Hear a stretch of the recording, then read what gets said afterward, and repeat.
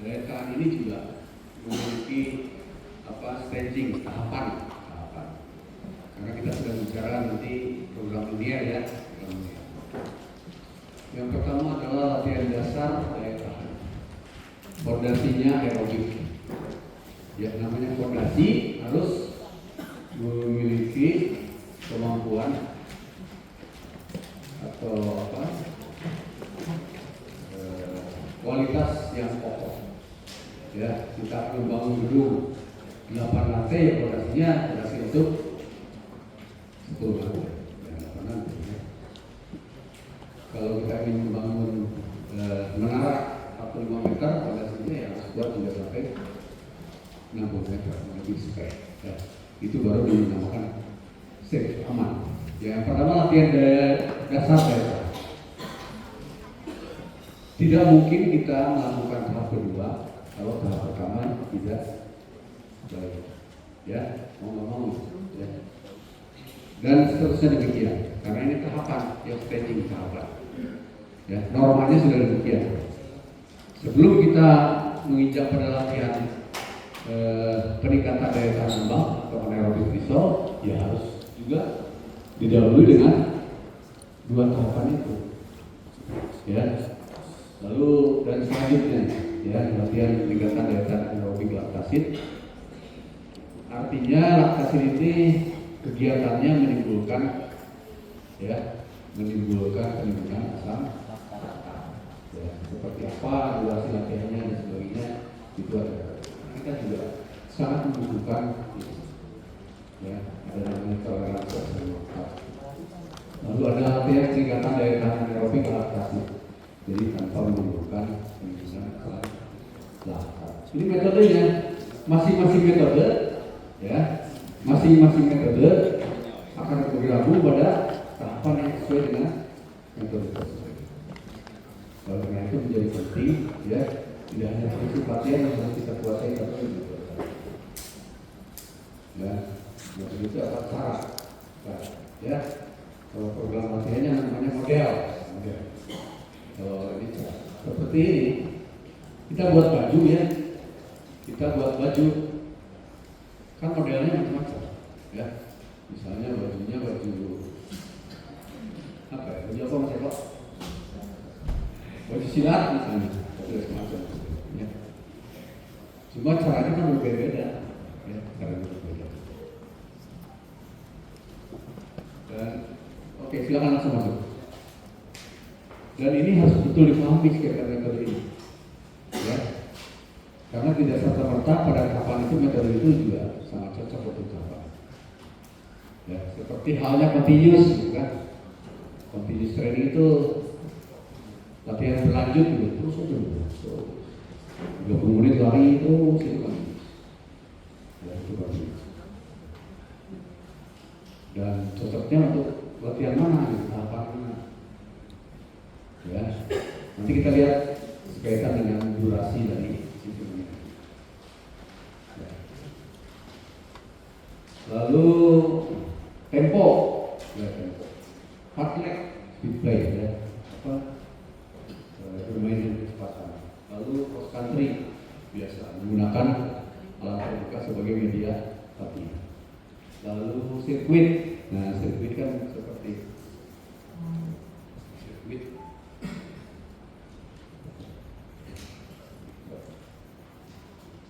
Di sirkuit kita, ya, ada stasiun pertama, stasiun kedua, stasiun ketiga, stasiun keempat, 5, 6, 7, 8, ya. Normanya itu 6 sampai 9 stasiun, ya, sirkuit. Yang pertama di sini gerakannya apa gitu? Gerakannya misalnya sit up di sini, ya.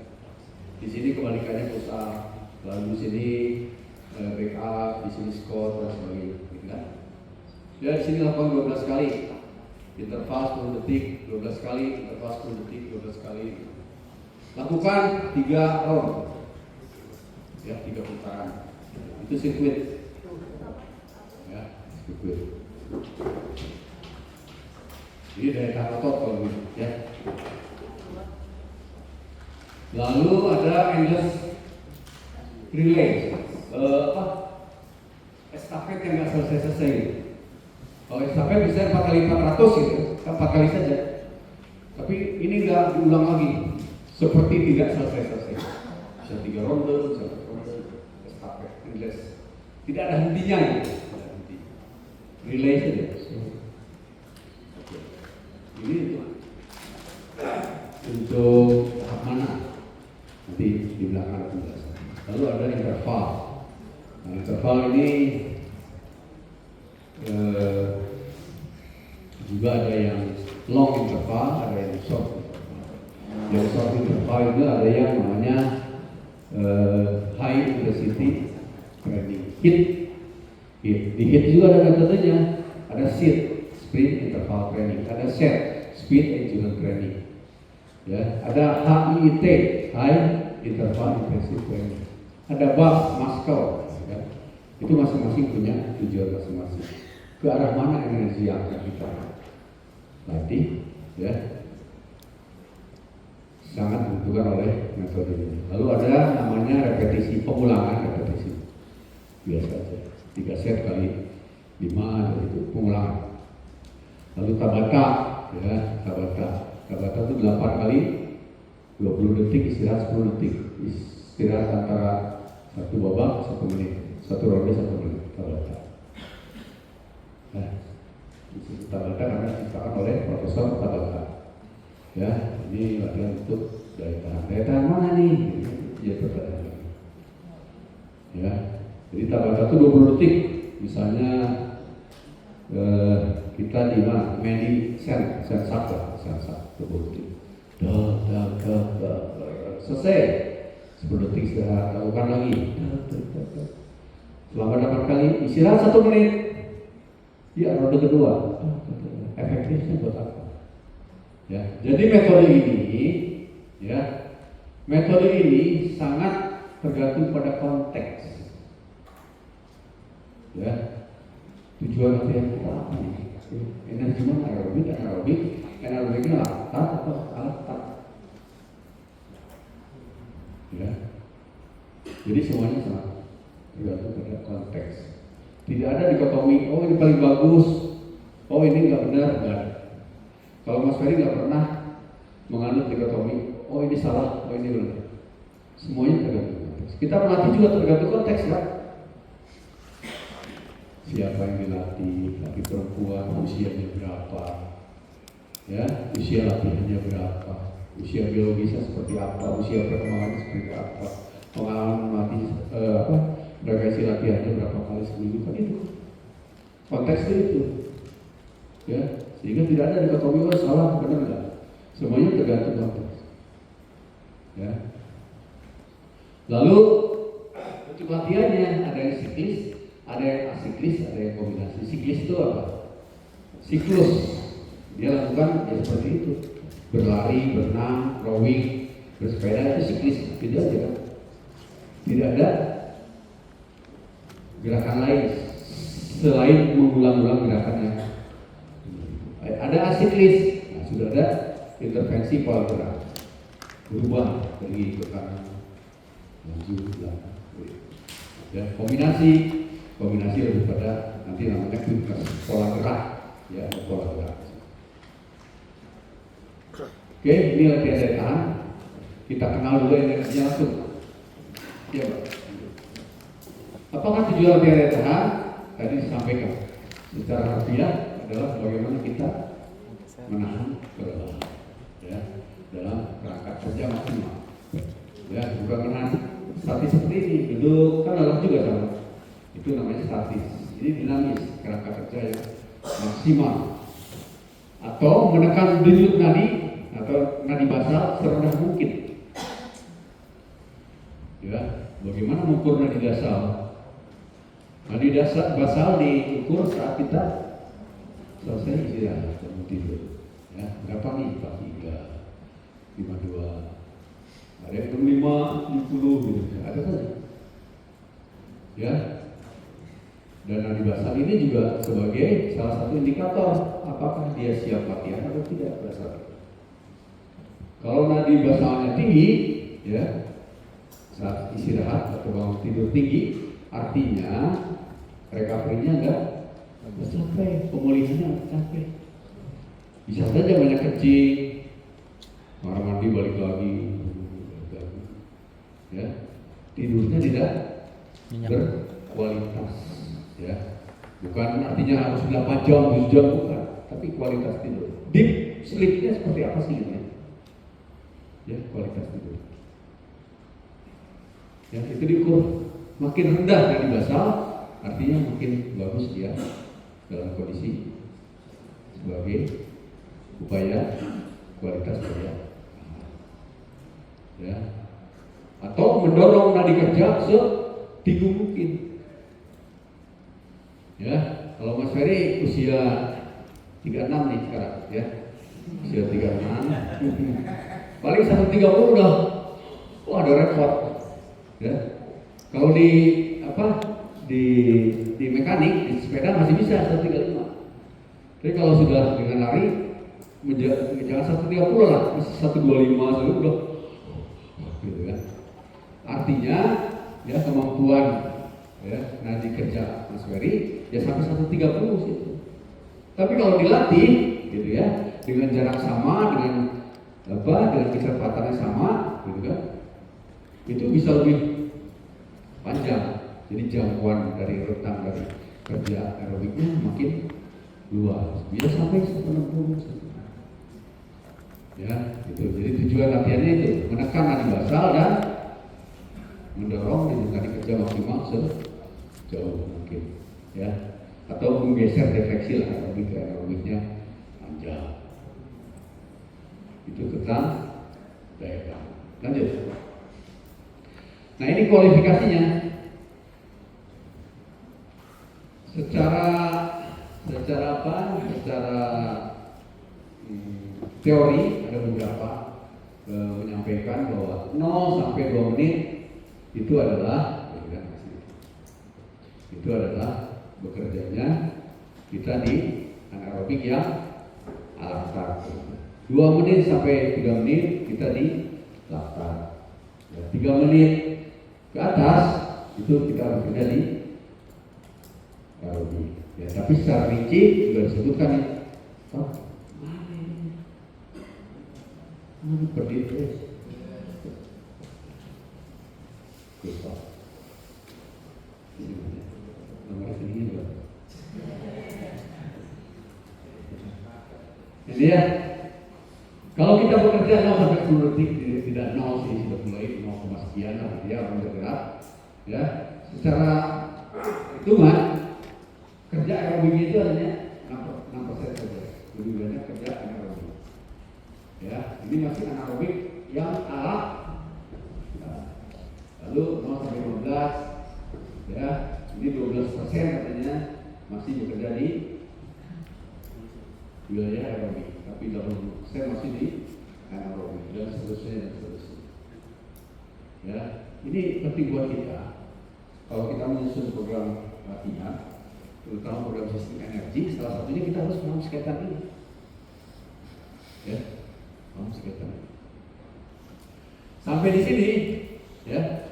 Kalau ini kebalikannya, di sini aerobiknya sudah besar, ya. Kalau di literatur lain, ya, 2 menit itu masih di anaerobik ini, ya, ada masalah, bukan untuk pertentangan. Tapi yang jelas bahwa kita paham bahwa rentang kerja sampai 2 menit itu lebih dominan di anaerobik. Ini perlu buat kita, ya, terutama berkaitan dengan toleransi asam laktat, ya, yang biasa langsung sampai itu buffer muscle. Ya, buffer muscle itu penting buat kita, ya, agar kita bisa melakukan kontraksi berulang-ulang. Ya, kejadiannya kan banyak seperti ini, banyak keluhan, Mas, latihannya bagus banget ya, lari duluan lah ya, 400 meter, 2 menit, 6 menit, keluar terus. Ya, tapi saat di lapangan gitu ya, selesai babak kedua dia habis aja, ya. Udah masuk babak ketiga udah repot banget gitu. Atau begini ilustrasinya, Mas, gitu kan? Nafas saya itu masih kuat, tapi rasanya kaki itu berat, gitu kan? Umumnya berat buat tendang berat, buat tendang berat. Salah satunya itu adalah karena toleransi asam laktatnya tidak baik. Dia tidak dilatih untuk menghadapi kontraksi yang berulang-ulang. Ya, latihannya adalah dengan latihan aerobik yang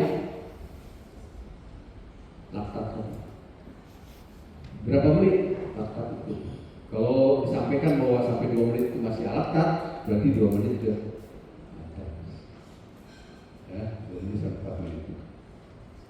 Latihannya mudah, ya, 8 set kali 4 menit, istirahat 2 menit. Itu latihan. Jadi kalau namanya latihan daya tahan, ya, kerjanya tuh selalu lebih banyak. Ada namanya work,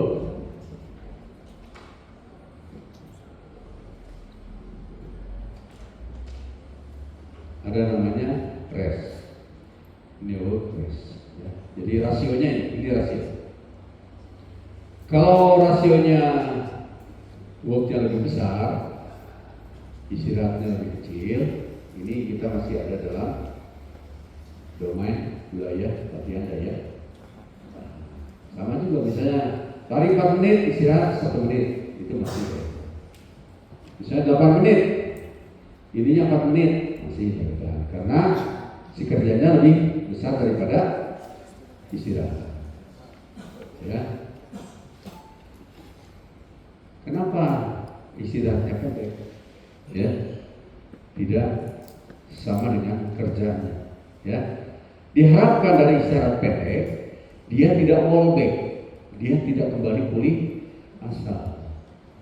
Dia latihan kerja sampai 160, gitu kan? 160. Lalu istirahat.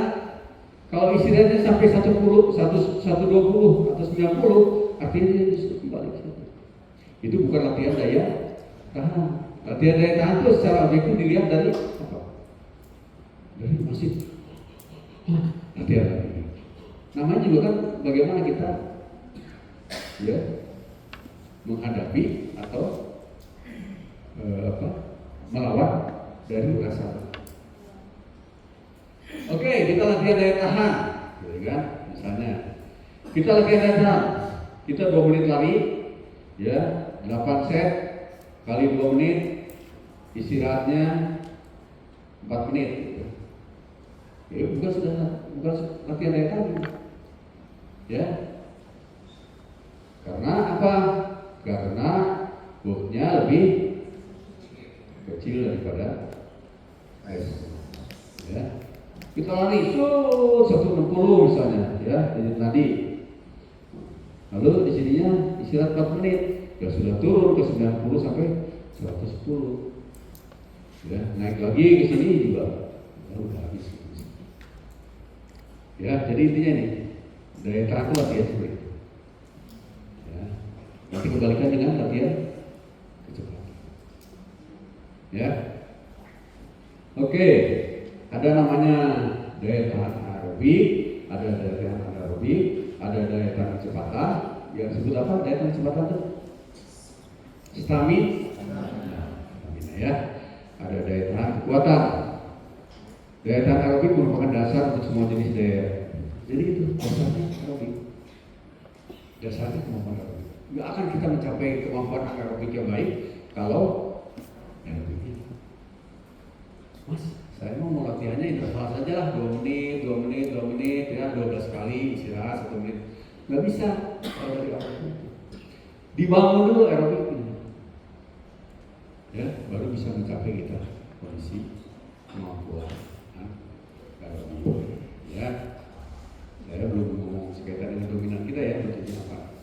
Lanjut. Oke, tinggal itu. Ini normanya nih, ya, zonanya. Latihan di bawah 30 detik. Latihan lebih dari 30 menit. Denyut nadi latihan berkisar 130-140. Biasanya latihan yang dilakukan adalah dengan continuous run. Modelnya continuous run. Artinya untuk membuat dasar aerobik. Lalu durasi 12 sampai 30 menit, denyut nadi antara 140. Biasanya bentuk latihan itu ada di speed play. Speed play, ya, speed play itu fartlek, mengatur kecepatan. Ya cepat, ya lambat, ya. Oke. Durasi 2 sampai 12 menit denyut nadi. Nah, ini sudah agak sambang nih. Nadinya udah di sekitar 160 sampai 70. Lalu ini yang menimbulkan asam laktat nih. Ya. Latihannya antara 30 sampai 90 detik. Ya. Hanya saya di sini tidak sebutkan restnya seperti apa. Tapi restnya ya intinya seperti itu. Worknya berapa, restnya berapa. Kalau ke sini ya berarti worknya besar, restnya kecil. Kalau ke sana kerjanya kecil, istirahatnya nanti kita ketemu sekarang. Ya, lanjut. Kita buat dikit. Latihan core stability. Apa core itu? Ya, sama juga ada tahapannya. Ada yang menyebut dengan core stability umum, core khusus, spesial, atau core stability pemeliharaan stability. Ada yang menyebutnya core stability, core strength, dan core power. Ya, macam-macam. Setiap itu berbeda. Tapi intinya bahwa jangan melakukan latihan core development kalau belum memiliki kemampuan yang baik di pembentukan awal. Ya, jangan melakukan core stability spesial kalau di sama juga dengan core stability, core strength, core power. Jangan melakukan core strength kalau core stability-nya belum bagus. Jangan melakukan core power kalau core strength-nya. Core stability itu rata-rata ya, core stability itu rata-rata dilatih dengan bentuk statis. Statis dia gitu. Itu stabil. Bagaimana memelihara keseimbangan dan stabilitas. Tapi kalau core strength sudah melibatkan alat biasanya. Ya, pakai power band, pakai medicine ball, pakai Swiss ball dan sebagainya. Sudah ada di situ. Bahkan pakai dumbbell, ya, pakai barbell. Itu core strength. Tapi kalau power, ya, sudah ada mulai gerakan-gerakan. Lompat kiri, lompat kanan, itu masih core. Ya, itu core. Core itu apa? Ya, maaf. Core muscle itu apa? Otot inti itu apa? Otot inti itu adalah otot yang bertanggung jawab memproduksi tenaga, melakukan koordinasi, ya, menjaga postural, itu core. Ya, mana saja sih otot core itu? Core itu sekitar sini saja. Ya, PLHC, pelvic, lumbar, hip, kompleks. Ini hanya 3 itu. Ya, kalaupun berkembang, ya banyak yang menyebutkan ada 13, bahkan ada sampai 29. Itu adalah otot-otot yang menempel di 3 otot tadi. Ya, lebih dirinci lagi otot. Termasuk mungkin ke hamstring, ke gluteusnya, ada medius, ada maximus, ada minimusnya gitu ya. Itu kok. Ya, jadi memproduksi tenaga salah satunya adalah tugas teman-teman. Kalau dulu teman-teman buka dokumen, ya, teman-teman lihat petenis dulu, seperti terus siapa yang cewek itu, yang Jerman tuh, Martina, gitu kan, terus Steffi Graf. Wah, foto itu nampaknya. Tapi coba lihat sekarang.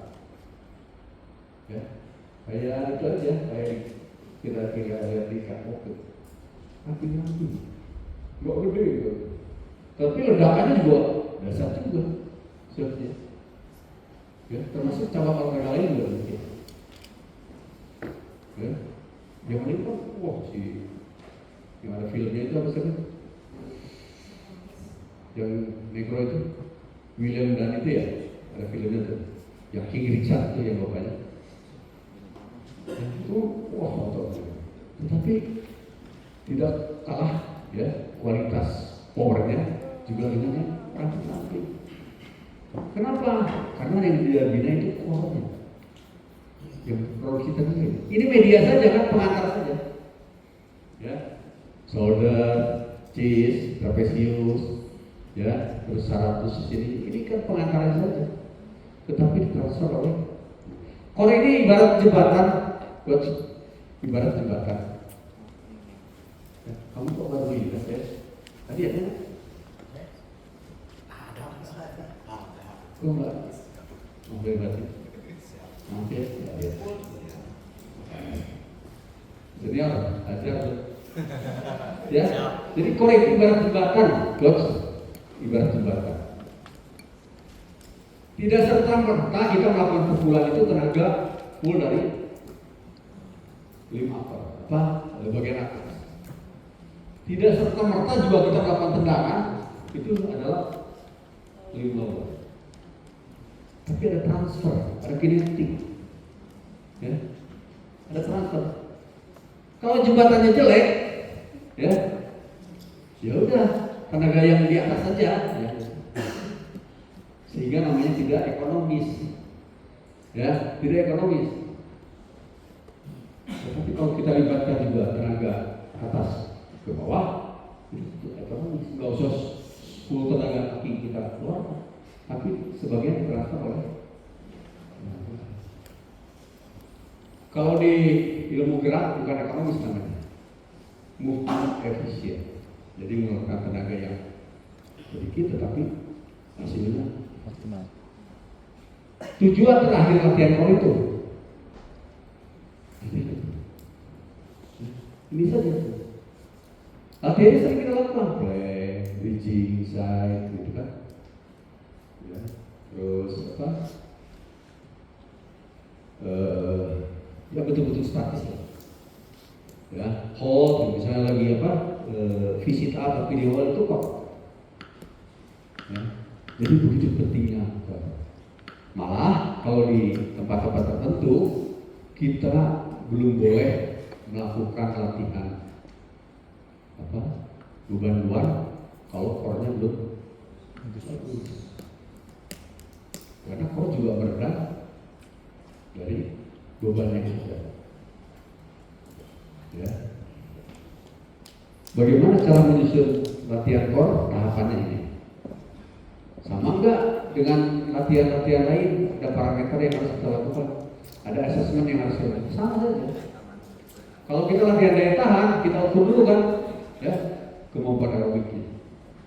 Bisa dengan gas analisis, bisa dengan beam, bisa dengan Walker 2,4, 1/100 banyak. Atau dengan beam apa? Dengan sepeda bisa. Latihan core juga sama, harus di asesmen dulu. Ya, kalau yang di Jakarta pernah ketemu ya, Om, Jakarta kita identifikasi ya, bakat ada itu namanya FMS, sudah sering. Function movement screen yang 7 bentuk itu. Yang 1, 2, terus yang 3, 4, terus shoulder. Ya, sehingga kita tahu persis, oh yang dibutuhkan ini. Dan core ini juga merupakan latihan yang biasa digunakan dalam rehabilitasi cedera. Ya, terutama yang unbalance, yang asimetrik gitu ya. Ini yang pendek gitu kan. Atau yang hipnya naik sebelah, banyak gitu. Tapi dilatih dengan core. Ya. Oke, lanjut. Jadi ini core adalah latihan bagian tubuh yang bertanggung jawab terhadap power, pemeliharaan stabilitas, meningkatkan koordinasi sama bergerak. Bagian itu adalah punggung, perut, pinggul. Tapi Mas Heri lebih ini ke LPHC tadi. Ya. Hampir semua gerakan di pencaksilat membutuhkan kualitas dari LPHC. Lumbar, vertik, hip. Sehingga latihannya banyak di situ. Stretching juga sama banyak di situ. Core juga banyak. Untuk bicara gerak, postur, tindakan otot, stabilitas, sebagai otot itu kita persiapkan. Oke, lanjut.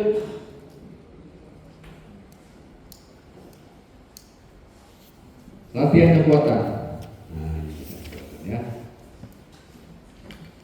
Latihan kekuatan ini ujungnya adalah kita ya untuk kita ini memiliki latihan kekuatan yang cepat, ya, power, dan latihan kekuatan daya tahan yang cepat atau power endurance. Ya. Biasanya diidentifikasi kalau tunggal dan tergu itu ya yang dibutuhkan bukan power endurance, tapi muscle endurance, daya tahan atau yang bukan. Tapi kalau untuk tanding ganda yang kita butuhkan adalah ujungnya adalah di power endurance. Ya, bagaimana dia melakukan gerakan kontraksi terus menerus, ya, dalam waktu tertentu. Ini adalah di power endurance. Kalau latihan yang cepat, eksplosif, hanya sekali, udah, ya, tendang keras sekali, setelah itu kita tidak mampu menendang lagi karena tidak memiliki kemampuan mengulang kontraksi itu. Oleh karena itu, untuk kita di dunia nanti ada latihan power endurance.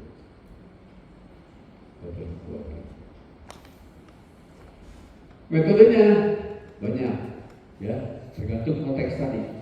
Kita mau latihan kekuatan, daya tahan kekuatan, atau latihan kekuatan yang cepat, power.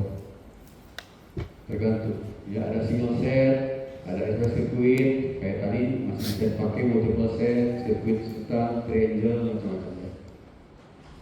Bentuknya upper lower. Kalau Mas Ferry tidak menggunakan yang ini, upper lower, kalau untuk latihan kekuatan, tapi menggunakan body plan namanya. Body plan itu bidang tubuh kita. Bidang tubuh kita ada 3, depan belakang. Ya, diiris nih tubuh saya itu bagian depan, bagian belakang. Namanya apa? Front. Ya, lalu ada namanya itu bawah atas. Ya, namanya transversal. Ada yang dibelah dari depan kiri kanan, namanya sagital. Itu saja. Ya, melatih otot itu. Tidak melatih, ya apa? Sit up aja, berarti kita sedang melatih otot depan nih. Ya, banyak cedera dilakukan karena program latihannya hanya pada satu bidang. Ya, kemampuan otot depan kita juga harus diimbangi dengan kemampuan otot belakang kita. Kemampuan otot bawah kita juga harus diimbangi dengan kemampuan bidang tubuh kita bagian atas. Kalau kiri kanan juga jelas. Ya, kalau kanan terus nanti kamu gini. Ya, jadi kalau merencanakan latihan itu selalu begitu. Apakah hari ini akan bagian depan dulu, bagian bawah dulu, gitu ya. Besok diganti bagian belakang lalu atas, itu namanya split rutin namanya. Di split hari ini gitu. Ya, tapi kebanyakan dilakukan dengan super set. Ya, 3x12 istirahat, ganti bentuk, ya. Oke, lanjut. Jenis kontraksi lanjutlah, sudah. Ya, kontraksi isometrik itu tidak ada perubahan panjang dan pendek otot dan sebagainya. Klasifikasi mana yang kita butuhkan langsung pada latihan. Lanjut. Balik lagi. Oke. Balik lagi. Yang pertama. Nah, modelnya di sini. Kita kan akan berakhir dengan tujuan akhir kita ada di power atau di power endurance. Ya. Oke. Kalau dia adaptasi anatomi jelas diberikan di awal latihan, dipersiapkan dulu. Repetisinya banyak, setnya juga banyak, ya. Intensitasnya bebannya antara 40-50% dari satu kali repetisi maksimal. Ya, jadi kalau latihan daya tahan kita ukur dulu dengan P2max, latihan core kita ukur dulu dengan dengan functional movement screen, latihan kekuatan, ya kita ukur juga dengan begitu. Kalau dengan beban luar ya, dengan hitung 1 repetisi maksimal. Ya. Berapa kilo dia bisa angkat 1 kalinya terakhir? Ya. Harus tertentu. Banyak teman-teman pelatih gagal melatih kekuatan karena tidak berdasar pada kemampuan individu. Angkat maksimalnya berapa sih 1 kali gitu? Itu harus diukur. Karena masing-masing tahapan memiliki intensitas masing-masing. Hipertrofi berapa persen? Dari repetisi 1 kali maksimal, lalu maksimal strength, harus diukur. Ukurnya caranya banyak. Ada yang berdasarkan usia, berat badan, kalkulator di situ, cari, masukin, keluar. Ya. Lalu ada yang berdasarkan coba-coba, gitu. Ada kasus coba-coba, oh ini nggak kuat segini, terakhirnya berapa? Ada juga beberapa rumus, ya, variabel usia, variabel angkatan, berapa repetisi, nanti keluar. Ya, karena kalau kita hitung dari awal pemanasan 3 kali 3 jadi 50%, lama sampai ke maksimalnya. Pakai aja rumus itu. Dia bisa angkat berapa kilo, berapa pengulangan, itu. Nanti kita tahu. Ya, nanti dikasih rumusnya lah, bukan dia. Ya, masukin itu. Oke. Lalu latihan kekuatan maksimal. Ya. Di pencaksilat, latihan kekuatan maksimal itu nggak sampai 100%. Kita angkat 100%, 1 kali repetisi maksimal 3 kali bisa. Tidak. Ya, karena nanti di ujungnya kita juga tidak sampai ke 100%. Cukup 80-85%. Itu adalah latihan kekuatan maksimal di pencaksilat. Ya, karena seutuhnya kita tidak berhenti di sini. Tidak kekuatan maksimal yang tapi power. Ya. Untuk mencapai power, ya, itu ada intervensi apa? Ada intervensi metode lain. Ya, namanya plyometric. Latihan yang menyenangkan, tapi juga sangat tinggi resiko. Ya, itu. Sama, latihan daya tahan kekuatan yang cepat juga sama, ada intervensi lain. Untuk latihan eksplosif, ya, kalau dulu 2011-an kesana lah, Mas Heri melatih itu. Hari ini latihan maksimal strength 85%, 3 set kali 5 repetisi. Hari Senin, hari Rabu plyometric. Ya, artinya mencoba konversi nih dari apa kekuatan maksimal ke power. Ya, dan seterusnya. Jadi di apa? Dipisah. Bisa. Ya. Akhir menjelang Rio, ya. Mas Heri baca buku hasil penelitian. Ada namanya kompleks training. Jadi latihan beban dan latihan plyo diberikan dalam satu frame latihan. Ya, namanya kompleks training. Satu, lebih efektif waktunya. Kedua, tuntutannya adalah kita harus paham kaitan biomekaniknya. Kenapa begitu? Ketiga, ternyata ya dengan latihan disatukan beban maksimal langsung plyo itu memberikan daya dorong ya kemampuan power itu lebih besar daripada di bisa. Ya, namanya ada PAP. Ada PAP. Pasca aktivasi potensial. Jadi ada potensi apa? Potensi setelah melakukan aktivitas itu.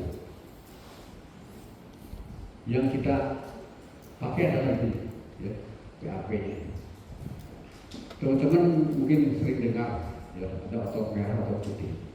Ya, otot putih adalah otot yang Ya, kalau seseorang memiliki dominannya otot putih, berarti dia memiliki kemampuan kecepatan yang baik.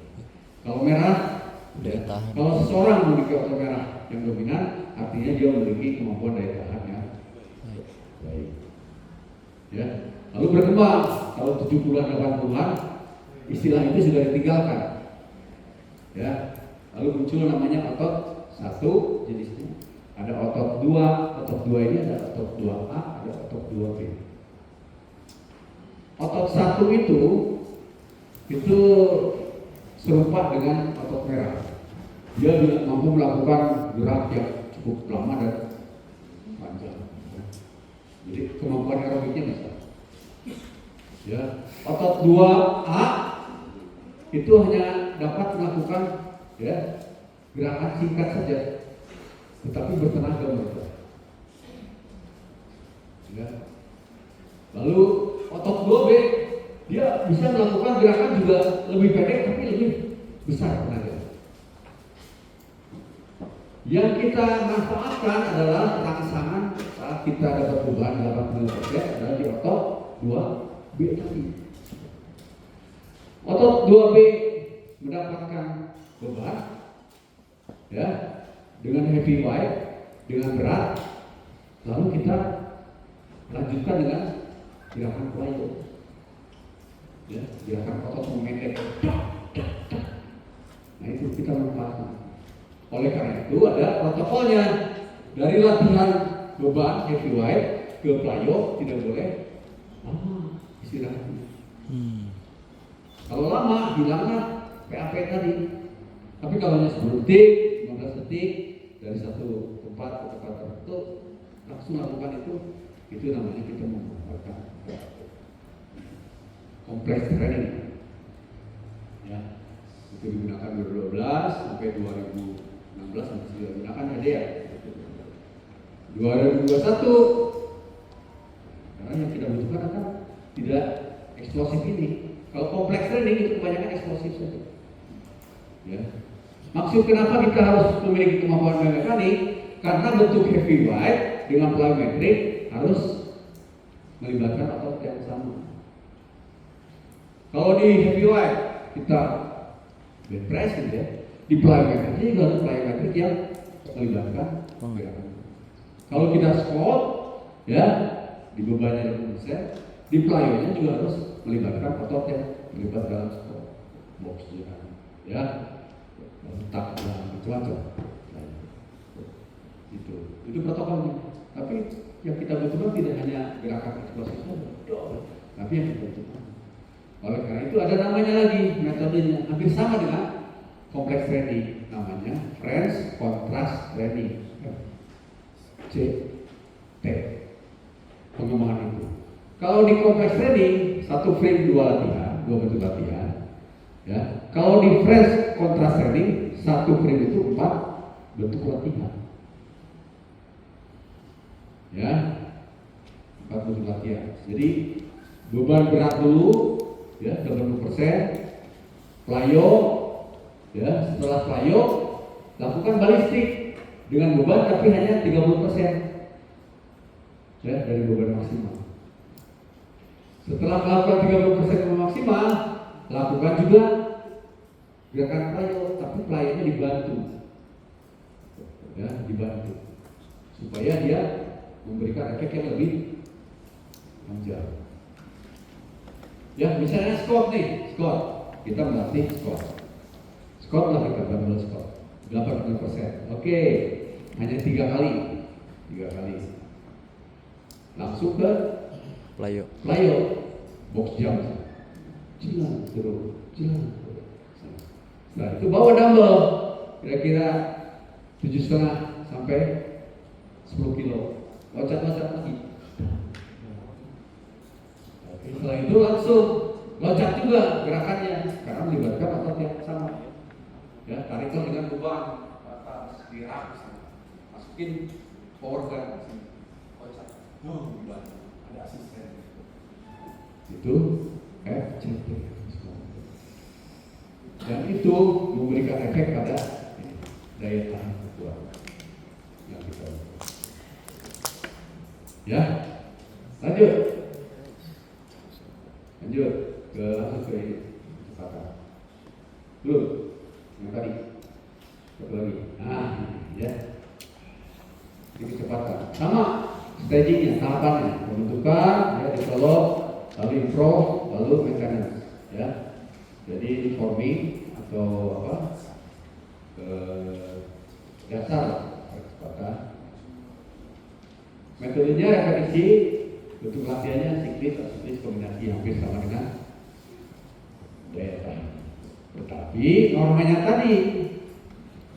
dibalik, ya. Kecepatan itu misalnya worknya,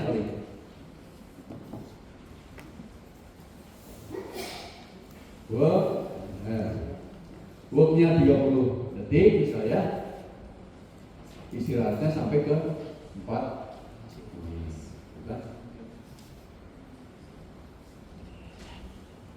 Banyak atlet pelatih gagal melatih kecepatan karena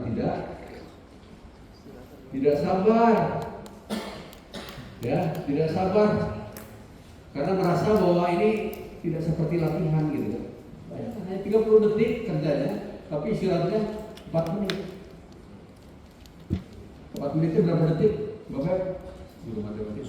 480. 480 detik. Ini 30 detik. Berarti berapa banding berapa, Pak? 1:8. Ya.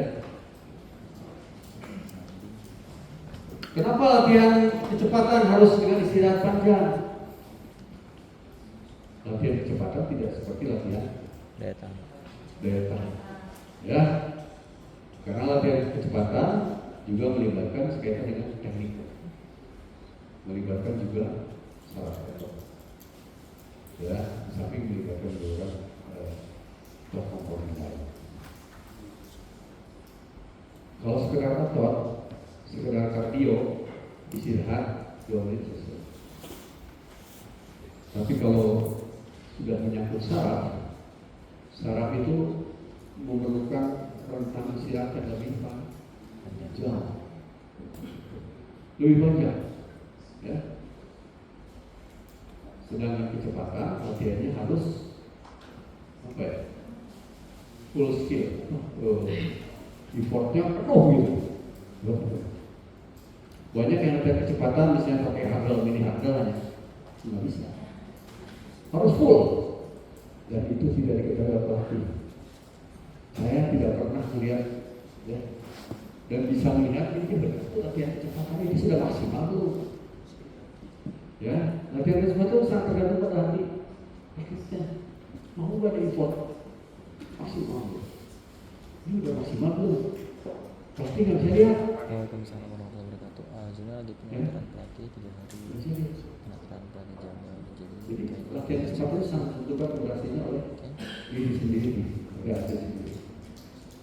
Ya, dan memerlukan istirahat yang panjang karena menyangkut recovery dari saraf. Ya, jangan berikan latihan kecepatan nih. Saya masih sering juga di nasional ya, pelatih cabang tertentu. Ya, latihan speed, agility, quickness.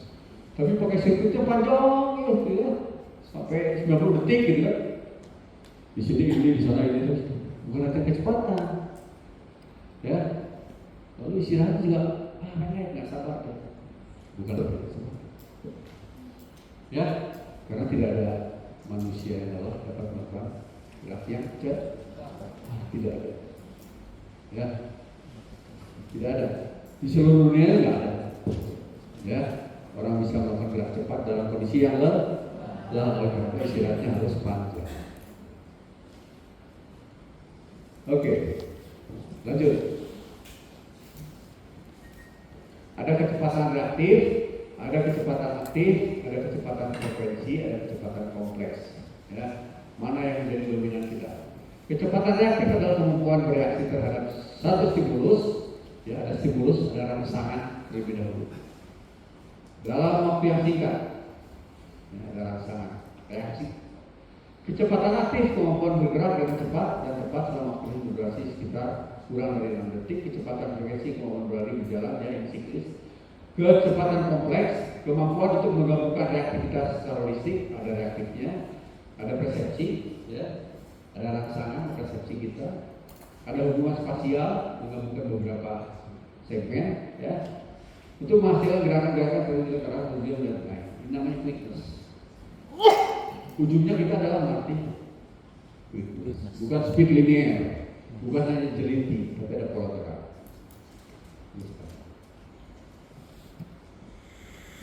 Lanjut. Nah ini fasenya, ya. Dalam fase pembentukan, ya semuanya dasar, ya. Fleksibilitasnya dasar, kecepatannya, pembentukan, forming, lalu latihan kekuatannya juga latihan adaptasi anatomi, penyesuaian adaptasi. Latihan aerobiknya, daya tahannya adalah latihan dasar aerobik. Stabilitasnya bisa umum, geraknya juga gerak dasar. Tidak serta-merta kita melatih ini, tapi geraknya gerak lanjutan, nggak bisa. Cedera ya, cedera ya. Lalu baru ke keterampilan. Keterampilannya keterampilan dasar. Ulama mas ulama. Nah, lanjut. Karena kita ngomong sekaitan dengan linear ya. Lanjut pengembangan. Pengembangan. Nah ini sudah meningkat lagi kan fasenya. Nanti juga dipermisasi seperti itu. Ya, fleksibilitas umum, ya, fleksibilitas khusus, fleksibilitas spesial, lalu pemeliharaan sebagainya. Ya, lalu kecepatannya pengembangan hipertrofi kadang ditinggalkan, ya. Biasanya materi langsung ke maksimal strength. Ya. Karena kita tidak perlu penampang otot yang besar. Hipertrofi itu membuat penampang otot besar. Ya, atlet pencaksilat tidak butuh dengan apa kayak bundar dan bodybuilding gitu. Ya, tadi koras saja itu. Ya, betul. Hipertrofi ditinggalkan, maksimal pengembangan teknik lanjutan. Skillnya juga skill lanjutan. Berikutnya. Nah, meningkat prosedur spesial, ya. Jadi meningkat seiring dengan perkembangan dari strength conditioning, seiring juga dengan melatih kemampuan teknik. Ya, jadi tidak diberikan latihan-latihan dulu kalau memang tidak kita berikan dasarnya sekaitan dengan latihan fisik. Ya, namanya juga olahraga, namanya juga combat strength, ya combat sport, ya sehingga memerlukan kemampuan mekanisme utama. Lanjut. Nah ini menjelang pertandingan tuh ini. Ya sudah, pemeliharaan saja bukan endurance power, adaptasi dan adaptasi. Nah, tekniknya yang tadi. Ya, untuk mencapai skill ini, nah, skill ini juga ada tahapannya. Tidak serta-merta juga menjadikan bagian dari dukungan strength conditioning. Lanjut, ini stagingnya. Saya dapat dari satu artikel, ya. 7 langkah menguasai skill. Beberapa sudah pernah lihat, ya. Ada tahap fondasi, ada tahap persiapan, ada tahap kompetisi. Kalau kita adaptasi ilustrasi yang tadi, ada tahap apa? Pembentukan, ada tahap pengembangan, ada tahap peningkatan atau tahap pemeliharaan. Di tahap fondasi yang perlu kita tentukan adalah kemampuan dari skill, ya. Kita anggap dia belum mampu melakukan kerja tekniknya, ya, kalau tidak sempurna. Kita nilai dia mengerjakan teknik sempurna kalau dengan kategori sangat jauh.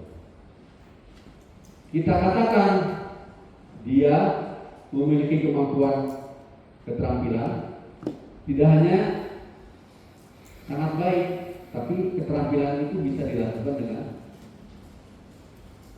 cepat. Lalu juga tidak serta-merta dia nilai memiliki kemampuan teknik yang baik. Tidak hanya baik, tidak hanya cepat, tapi dia bisa melakukan dalam kondisi Sudah ada unsur fisik di sini. Ya. Juara itu tidak sekedar tekniknya baik dan sangat baik, tidak hanya mampu dalam melakukan teknik yang cepat, tidak hanya dalam kondisi lelah, tapi dia juga mampu melakukan teknik itu dalam kondisi tertekan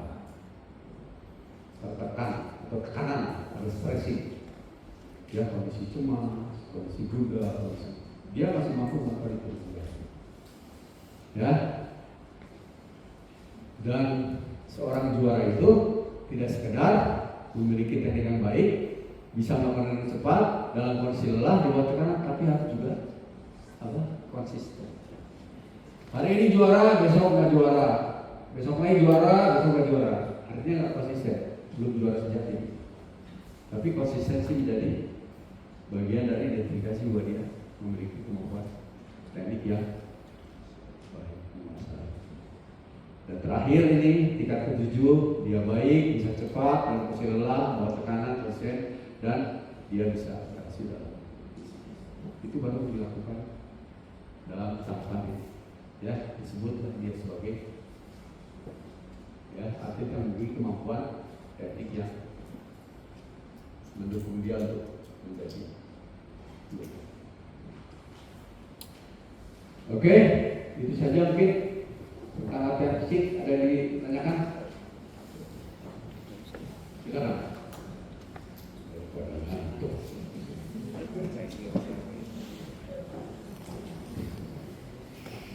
Assalamualaikum warahmatullahi wabarakatuh. Nama saya Faisal dari Kabupaten Sukabumi. Izin bertanya, Mas.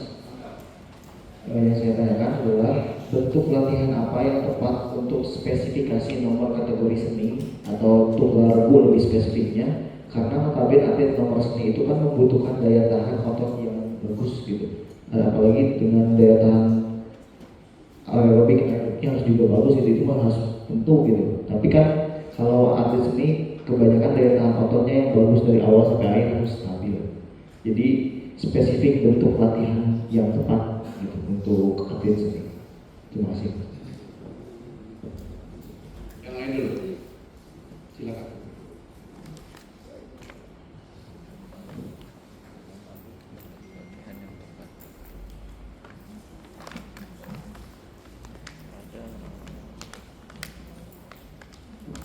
Lagi, kalau ada saya jawab ya. Benar. Assalamualaikum warahmatullahi wabarakatuh. Izin Mas Ferry, ada pertanyaan yang melibatkan dua kasus.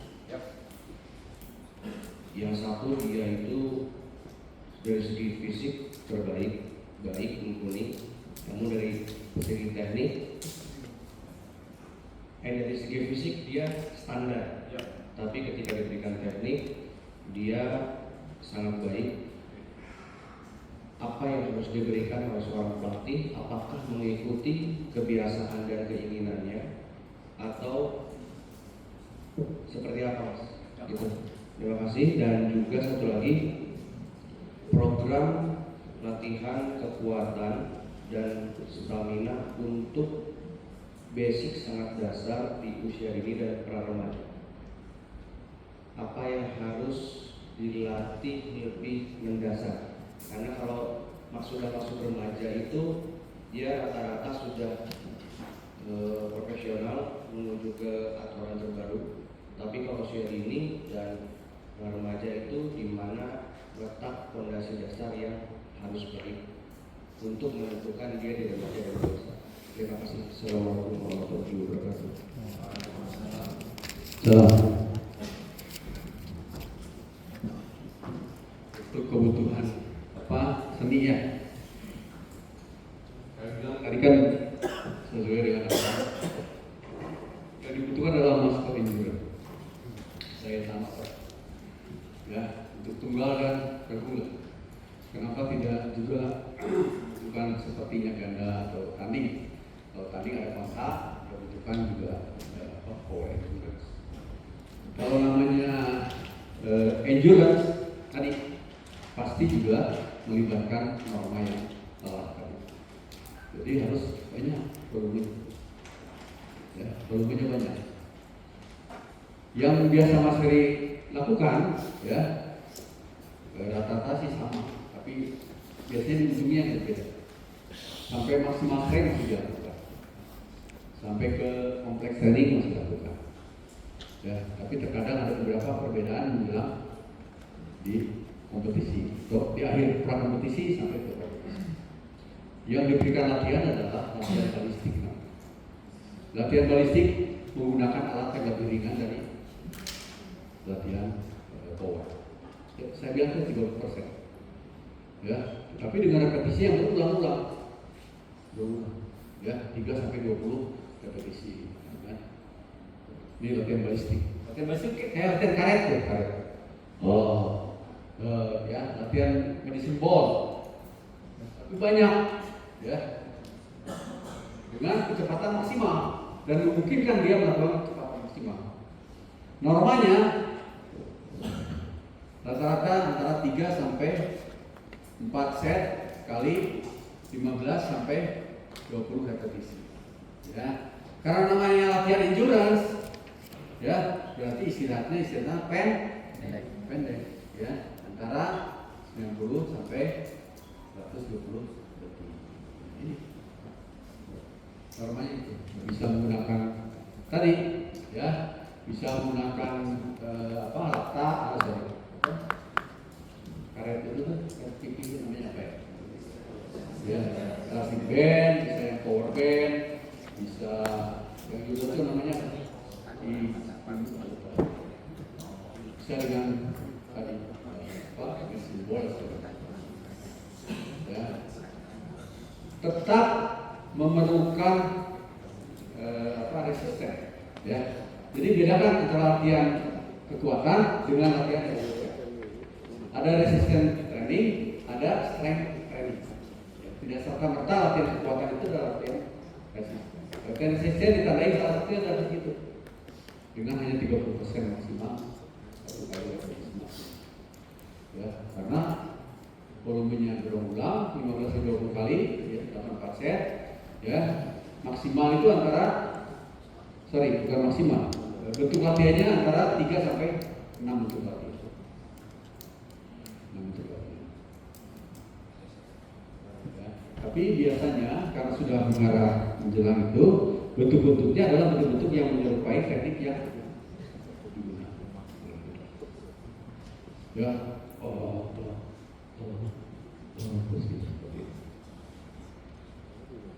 itu kira-kira ya endurance-nya, ya. Terus yang pertanyaan kedua kaitan fisiknya standar gitu ya, fisiknya standar, lalu kemampuan pediknya mumpuni lah. Teman-teman tidak ada sistem yang berdiri sendiri, semua berbeda. Ya, mau endurance, mau speed, flexibility, mau kata, itu adalah bagian dari sistem. Ya, kalau memang dia endurance-nya nggak bagus gitu ya endurance-nya juga menjadi bagian utama untuk kita periksa. Ya, sangat disayangkan sebetulnya kalau tekniknya bagus, tapi dia didukung dengan kemampuan fisik. Ya, salah satu beberapa tujuan dari latihan strength conditioning adalah satu, kita bisa menyelesaikan pertandingan dari detik awal hingga akhir. Kedua, dengan kemampuan strength conditioning yang bagus, kita akan terhindar dari risiko cedera yang tinggi. Ketiga, ya, dengan strength conditioning yang baik, kita memiliki peluang berprestasi yang cukup panjang. Ya, jadi apa yang saya sampaikan tadi, nggak ada dikotomi. Oh, kudu yo halusnya fisiknya, teknik mau oke. Ya, konsistensi itu diciptakan oleh tadi beberapa segi. Bisa penting tekniknya halus lah, fisiknya oke. Ya udah, dia kan berarti mampu hanya sampai di ronde kedua, di akhir ronde kedua, di awal ronde ketiga selesai. Ya. Kalau ada yang demikian masih bisa juara, saya pikir tidak konsisten. unsur luck, ada unsur kebetulan. Di olahraga kita ya, mau tidak mau ya, karena tidak ada sistem yang teliti, semua pasti juga menjadi bagian integral. Ya, itu kira-kira ada. Yang lain?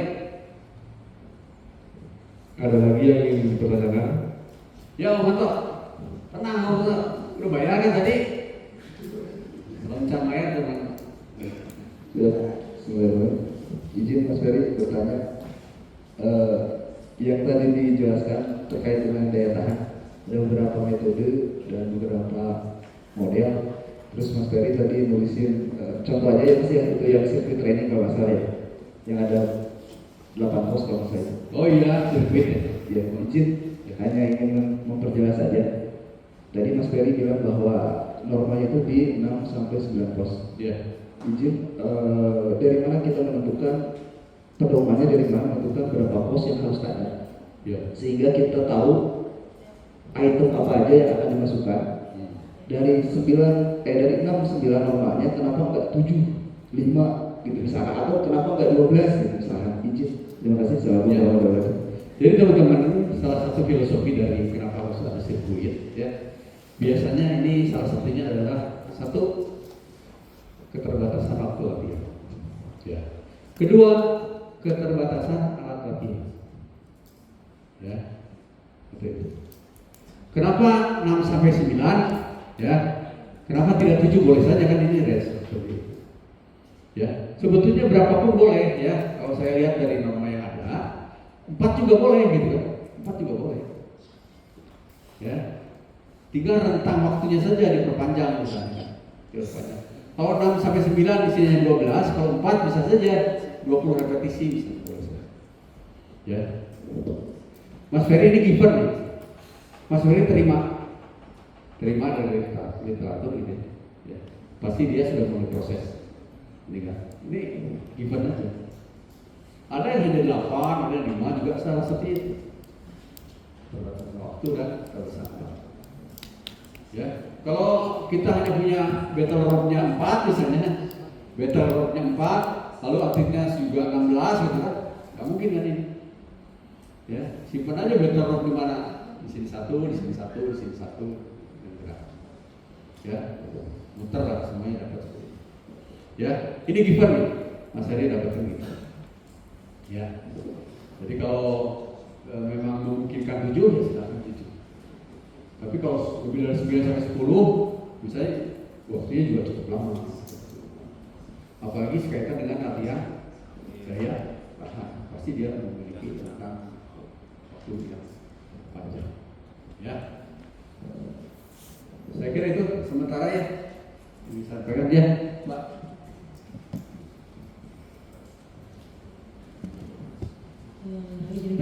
Izin bertanya, Coach Ferry, Ya. terkait fase kemampuan atau fisik terhadap teknik ya.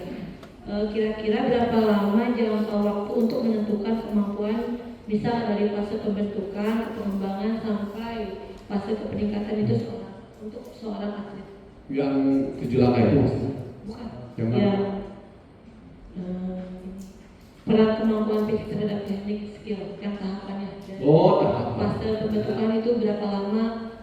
Terus ke fase pengembangan berapa lama, ke fase peningkatan berapa lama, sampai ke fase pemeliharaan berapa lama? Ini lihat yang ada gambar yang bulat. Nah ini kayak gini ya, kayak gini. Jadi teman-teman, ini nanti sebetulnya saya lupa di perhitungan di atas ini. Jadi ini nanti sekaitan dengan periodisasi semua. Ya, sekaitan dengan periodisasi. Periodisasi itu nanti kita belajar sana. Ada yang namanya quarterly 4 tahun, ada yang namanya makro anual antara 6 bulan sampai 1 tahun. Ada namanya meso, ya meso itu hanya berapa minggu, 4 sampai 6 minggu. Ada namanya mikro itu hanya 1 minggu. Dan di dalamnya ada unit latihan sesi. Ya. annual training saja 6 sampai 1 tahun. Nanti di sana juga disampaikan tahapan, ya tahapan yang begini kira-kira.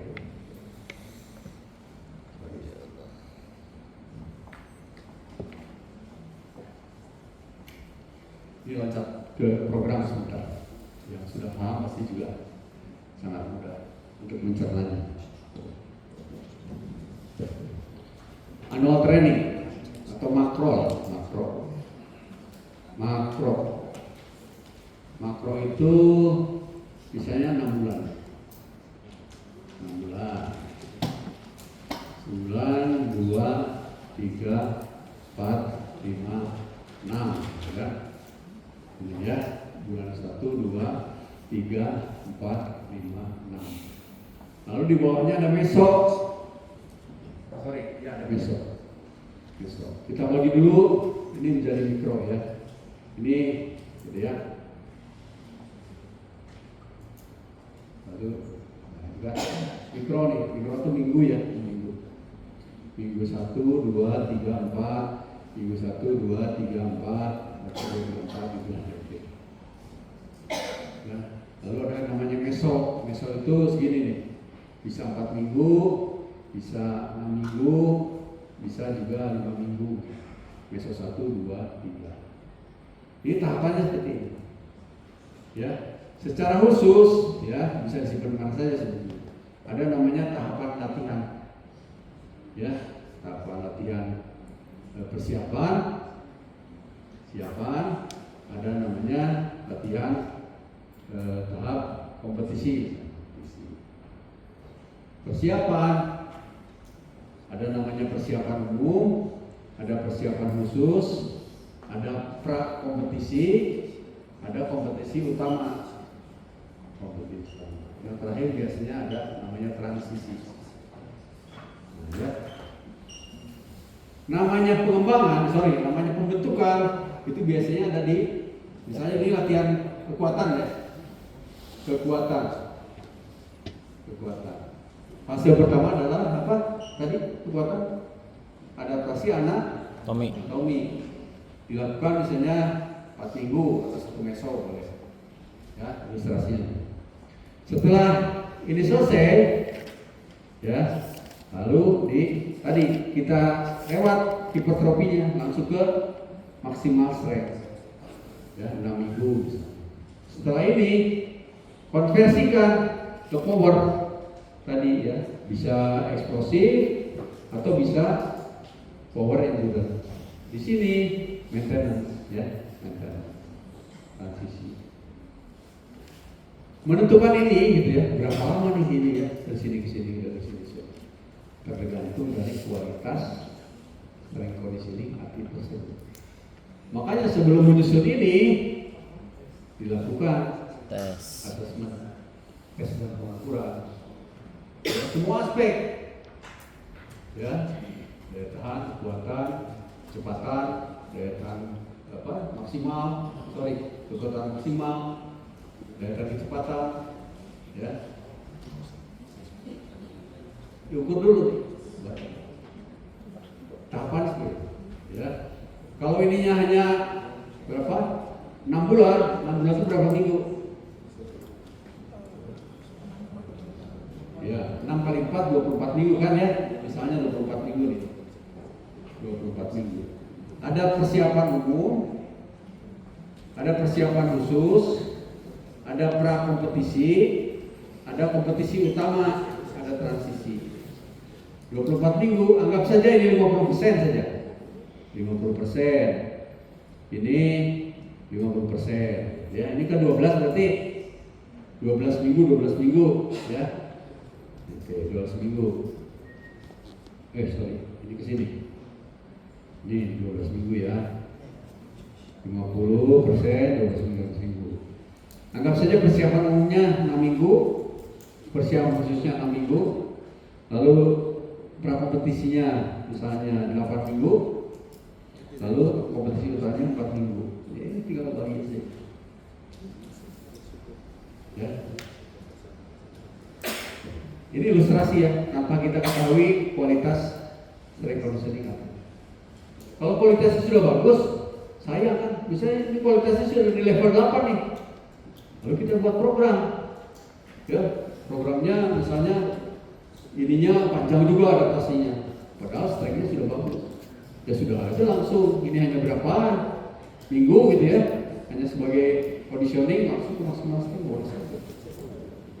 Jadi tergantung pada kualitas conditioning atlet. Ya, tetapi ada juga satu norma bahwa semakin panjang masa persiapan, ya, semakin panjang juga di peak performa. Ya, peak performa. Karena ujung dari program latihan kan bagaimana kita mendapatkan peak performa pada saat yang ditentukan. Nah, teman-teman kalau bertandingnya hanya satu kali langsung juara, satu kali kan. Hari itu jam itu hanya 6 babak sudah. Kita 7. Kalau kita enggak kan, ada penyisihan, ada perempat final, ada semifinal, terkadang penyisihannya dua kali, kalau 8 jam, sehingga kita bisa bermain di 4 sampai 5 hari. Artinya selama 5 hari harus peak semua. Sehingga salah satunya harus diupayakan kita memiliki waktu persiapan yang cukup panjang. Ya. Uniknya gitu ya, pokoknya menarik menjadi satu seni, yaitu menentukan itu sebetulnya, menentukan peak itu pada saat. Ya. Kalau satu kali saja gitu, hari itu jam berapa gitu, udah enak gitu. Kalau kita kan ini, karena pengen menang kan ya, menang penyisian 2, menang di perempat, berapa kali bisa menang? Ya, kalau di PON cukup 4 kali ya deh, 3 kali, 4 lah, 3 sampai 4 ya, juara. Nah, tapi 4 hari gitu kan, fixnya harus panjang kan. Disitulah dibutuhkan apa? Recovery yang ada intervensi recovery, ya. Jadi di recovery itu ada namanya strategi recovery. Bagaimana memulihkan lebih cepat dari ya kondisi ya macam-macam tuh. Kalau si Ade dulu di SGM pakai maskal pam ya, maskal pam. Habis main sopam malam-malam, ya besok main lagi segala. Ya dari 9 strategi recovery sebetulnya yang paling bagus adalah apa? Tidur.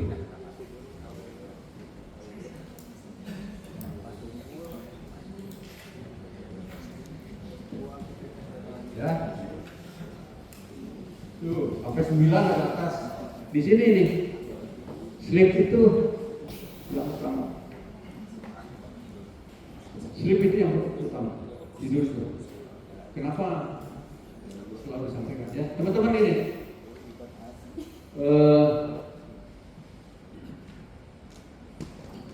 Latihan plus latihan itu adalah maltraining. Ya. Latihan plus recovery itu namanya adaptasi. Ya. Makanya sering sampaikan berarti teman-teman sering menyampaikan istirahat itu sama dengan latihan. Maksudnya ini, karena yang kita kejar itu adalah adaptasi. Nanti ada yang program. Ada namanya site spesifik adaptasi imposite demand. Ya, tuntutan adaptasi. Adaptasi terjadi ya paling baik saat tidur. Karena disitulah ada namanya apa? Homeostatis. Kondisi stabil semuanya. Cairannya cukup stabil, suhunya juga stabil seperti itu. Hormonnya juga sedang stabil. Terjadilah perbaikan Ya. Jangan jadi preferensi itu apa ya? Jadi merusak malah. Ya. Kita sudah dirusak nih latihan, ya tidur tidak cukup, ya tidak terjadilah apa yang disebut adaptasi. Ya, adaptasi itu terjadi pada tidur, bukan pada saat latihan. Yang saat latihan itu terjadi apa? Respon. Keluar keringat, nadi meningkat, itu respon. Kita butuh itu, tetapi sesungguhnya yang dibutuhkan adalah peningkatan.